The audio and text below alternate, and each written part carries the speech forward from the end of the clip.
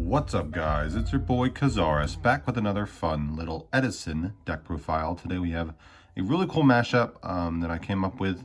It's not a very I'm sure some other people have come up with this idea too, but I didn't look anywhere before coming up with it. So this is just all my own creation. I tested it at locals. I went 3-1 once, I went 2-2 another time, and I've refined it to this. I lost to Fraser Smith. He's playing Edison again, and he helped me out with the deck list a little bit, so shout out to him. It's Elemental Hero Aliens, the Superman deck, I like to call it, an alien hero. So let's just get right into the deck profile. So first up, we have the monsters. We have 3 Elemental Hero Neos Alias. We have 1 Elemental Hero Ocean, 1 Elemental Hero Stratos, and 1 Elemental Hero Captain Gold. 6 heroes in total, not including the search spells. Alias and Ocean, all these are what make the deck go round. Alias is a level 4 Gemini light monster hero. Ocean is a water target that you can search off Stratos to make AB 0.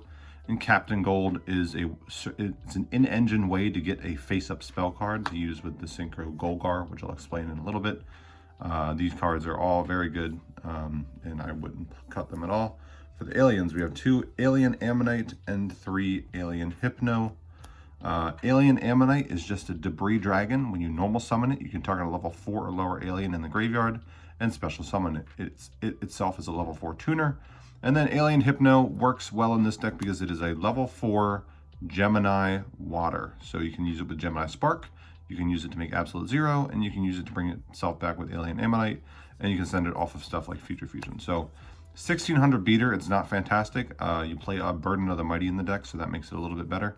But essentially this deck is just like, it's definitely a worse hero beat, but it's more fun. You get to play a bunch of like floodgates that you can bounce with Gol'gar, stack counters on Gol'gar itself, use it to pop cards. It's a little bit less linear than hero beat. It has like an extra layer of plays that you can do, which I like. That's what I like about it. And then the final monster is 1 Honest. I was playing 2, but I needed to make some room for other cards to make the alien stuff work a little bit better. So 1 Honest is still good, but I think it's still good to play 1. But at 2, I was like, I just wanted room for other stuff. 3 E-Call, 1 Rhoda. Just consistency. You want to open Stratos. You want to thin your deck. You want to get all the monsters out as quickly as you can. 1 Future Fusion, 2 Miracle Fusion. Now, I was playing 3 Miracle, but it can kind of brick. Like in the new version of Hero Beat, people are cutting Miracle Fusion entirely, which I kind of agree with because, like, sure, Absolute 0 is a power play, but like I think Barbaros and just more beat stick monsters is better, and just play it like a control, just all out control, just ton of floodgates, ways to make Barbaros 3000. I think that's better. In this version though, I want to see Future Fusion because it dumps Alien Hypno, and if I'm playing Future Fusion at that point to set up the synchro plays, then I might as well play Miracle Fusion. I was playing 3, but I cut it to 2 because it can brick a little bit, because like Future Fusion with like 2 traps, or like I lost against Fraser, but my hand was like double Gemini, double Miracle Fusion. I'm like, I literally can't play. So that was kind of unfortunate. You have 3 Gemini Spark. This is probably my favorite card in all of Yu-Gi-Oh! Which is kind of lame, but like, I just love the interactions that you create with this card. You summon a Neos Alias, they activate Bottomless, you chain Spark, you pop something else. You waste 2, you get rid of 2 of their cards for 2 of your cards, and then you draw 1.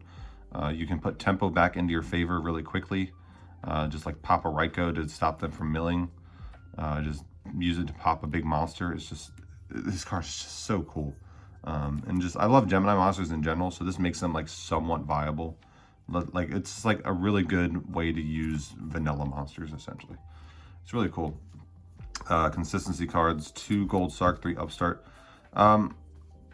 Gold Sark's either fantastic, or you draw it late game and it's like, well, this could have been anything else. So I could see maybe cutting this, but like with this deck, I just want to set up turn 1. I want to get Stratos, I want to get Alias in rotation, I want to set up Future Fusion for 2 turns, or if I already opened Future Fusion, I want to set up Alien Ammonite in 2 turns to set up Gol'gar.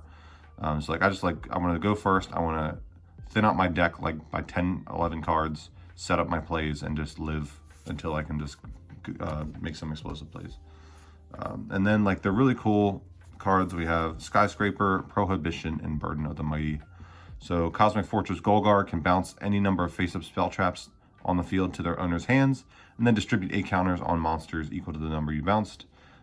So if you bounce Burden and Skyscraper, you get 2 counters on Gol'gar, you remove 2 counters, power card your opponent controls, you replay these cards every turn you're bouncing. With Prohibition, it's really cool because you can Prohibition, do something like Call Heavy Storm. Set your back row, your turn, you make Gol'gar, bounce Prohibition, activate Prohibition, recall something else that you need to play around for the next turn. Because like, oh, I use my back right now, I don't need to worry about heavy, I'll call Gores. Now Gol'gar can attack directly, and I don't have to worry about the threat of Gores. Or against Monarchs, I can go activate, call Treeborn Frog. They don't have any tribute monsters anymore, or any way to get tribute summon monsters out on the field, except by like special summoning Swap Frog, or having like Battle Fader or something. It just severely hinders plays. I can go like activate, call Lone Fire against like a plant deck, and then they have like, they just have no power play really. They can like set or like call Dandy or something, call Quick Draw. It's just like, if you know what you're playing against, it becomes really good. Against Fairies, call Herald of Orange Light, and now your Alien Ammonite can resolve unchecked. It's just like, using this properly and like bouncing it and recalling different things every turn makes this like, it makes it have legs, essentially. Like throughout the course of the duel, it's not just gonna be sitting there calling one card. You can just every turn call something different, and it makes it really honestly good. And then Heavy and MST, just get rid of back row so I can complete my turn going second. 2 Fiendish Chain and a Call of the Haunted. These are the continuous traps that you want to use. Fiendish Chain is decent. It's hit or miss. It hits a Caius, which is good. If they have the Book of Moon, then they have it, or the MST, it's whatever. It can hit like Junk Synchron. If they wait for them to flip Ryko, it can hit Ryko, but then they can just follow it up with a Caius, so you kind of want to have something else for that. It can like hit a Drill Warrior, which is really strong. It can hit a Thunder King Ryo to allow you to search if it's like turning off your e-calls or something. It's definitely decent, and just being able to like stop a Caius and then bounce it with the Gol'gar and then reset it. It gives you a reusable trap card that you can use to negate monsters, which is really solid. I had 3, but it's like, it's not great enough to put at 3, but it's definitely want to see it. And then Call the Haunted, just like bring back Stratos, trigger Stratos, add something, Gol'gar bounce, reset this, summon Stratos again, trigger it. Or you can just bring back Gol'gar with it, which is pretty decent. And then the rest of the traps, Starlight, Judgment, Mirror Force, a Deep Prison, and a Hero Blast. I did have Torrential in here at one point, but I cut it for more e-calls because like I wanted the consistency. And Torrential is an anti-tempo card, and this deck needs the tempo in my favor. Like I need to have my monsters stick on board. I need to be the one applying the pressure. So if I have the Torrential and set myself back as well as you, it kind of puts me at a disadvantage. Road is really good. Sometimes I don't main deck Road, but I do in this deck because I almost always have like a Floodgate that I want to keep up, and then I just set Road. So if they have Heavy or they have Black Rose, then I have Road for it. It also answers things like Mirror Force, Torrential, Absolute Zero, so that's really good. 1D Prison, I was at 39, I was like, all right, 1D Prison is solid enough to include, I think. It could just be like another Floodgate or something that you want, but I think I'd relegate like the specific Floodgates to the side. Hero Blast is fantastic. It's a warrior returning alive with an additional effect to pop a card without targeting. Starters cannot negate this because the popping is optional, which is weird. It's like Snipe Hunter, funnily enough. So it gets, like if I resolve Future Fusion and I set this, it gets Alias back to hand and lets me get a monster and pop something. Since this deck is like half alien stuff, I don't think it's worth including at more than 1, but it's definitely a fantastic card to include. So that's 40. Moving on to the extra deck, we have 3 Cosmic Fortress Gol'gar.